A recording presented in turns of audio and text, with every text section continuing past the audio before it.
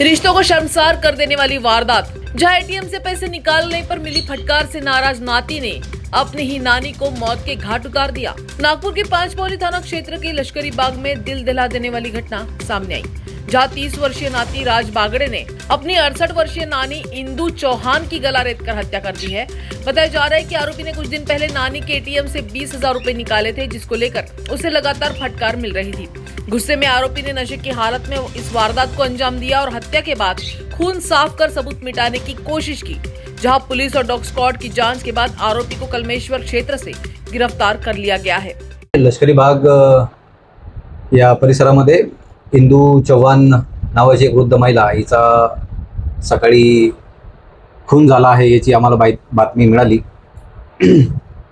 त्यानंतर आम्ही घटनास्थळी पोहोचल्यानंतर सोबत आमचे सर्व पाचपावली पोलिसांचे सर्व स्टाफ, PI पाचपावली पुरी साहेब, तपास पथक आणि DB इंचार्ज आणि DB पथक घटनास्थळी जेव्हा पोहोचलो तेव्हा आम्ही तिथले भौतिक पुरावे, आमचा टेक्निकल एव्हिडन्स आणि आमचं लोकल नेटवर्क याच्या आधारे आम्ही आरोपी निष्पन्न केला आणि तपासाची चक्र फिरवून आम्ही त्याला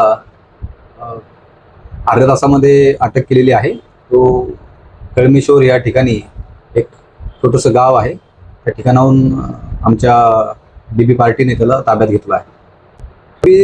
जो आहे तो मयत महिलेचा नातेवाईकच आहे, तो चुलत नातू लागतो त्या मयत महिलेचा। आणि महिलेला संशय होता की तिचं जे डेबिट कार्ड आहे तो हा तिच्या नकळत माघारी तिला न विचारता वापरतो, हा तिला संशय होता। आणि आपली चोरी उघडकीस येईल या आधारे, या कारणामुळे तिनं तो जो आरोपी आहे त्या आरोपीनं दारूच्या बिअरच्या नशेत असताना स्वतःकडचा जो चाकू आहे तो चाकू त्याने 4-5 महिन्यापूर्वी एक ऑनलाईन पोर्टलवरून, प्लॅटफॉर्मवरून मागवला होता।